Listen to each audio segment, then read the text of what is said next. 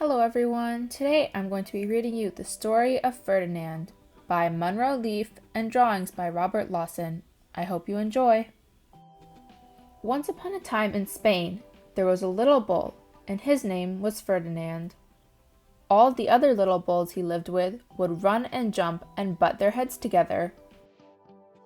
But not Ferdinand. He liked to sit just quietly and smell the flowers. He had a favorite spot out in the pasture under a cork tree.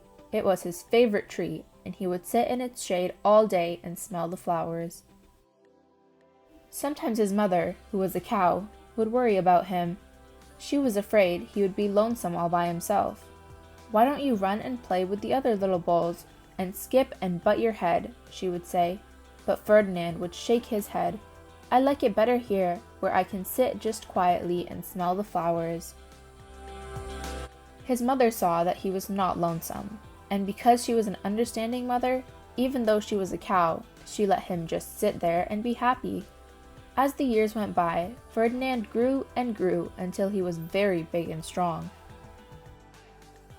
All the other bulls who had grown up with him in the same pasture would fight each other all day. They would butt each other and stick each other with their horns. What they wanted most of all was to be picked to fight at the bullfights in Madrid.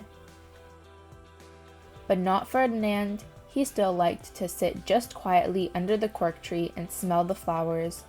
One day, 5 men came in very funny hats to pick the biggest, fastest, roughest bull to fight in the bullfights in Madrid. All the other bulls ran around, snorting and butting, leaping and jumping, so the men would think that they were very, very strong and fierce and pick them. Ferdinand knew they wouldn't pick him, and he didn't care. So he went out to his favorite cork tree to sit down.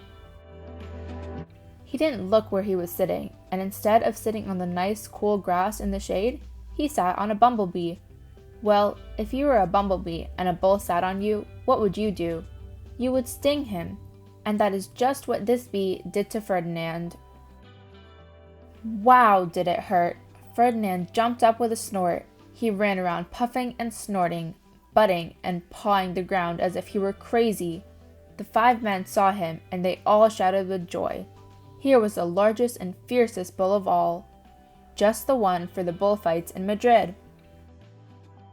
So they took him away for the bullfight day in a cart. What a day it was!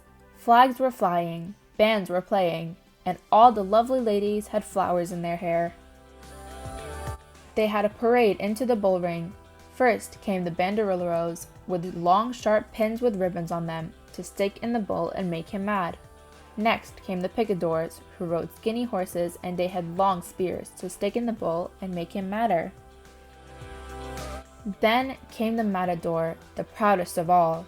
He thought he was very handsome and bowed to the ladies. He had a red cape and a sword and was supposed to stick the bull last of all. Then came the bull. And you know who that was, don't you? Ferdinand. They called him Ferdinand the Fierce, and all the banderilleros were afraid of him, and the picadors were afraid of him, and the Matador was scared stiff. Ferdinand ran to the middle of the ring, and everyone shouted and clapped because they thought he was going to fight fiercely and butt and snort and stick his horns around. But not Ferdinand. When he got to the middle of the ring, he saw the flowers in all the lovely ladies' hair, and he just sat down quietly and smelled. He wouldn't fight and be fierce, no matter what they did. He just sat and smelled. And the banderilleros were mad, and the picadors were madder, and the Matador was so mad he cried because he couldn't show off with his cape and sword, so they had to take Ferdinand home. And for all I know, he is sitting there still, under his favorite cork tree, smelling the flowers just quietly. He is very happy. The end.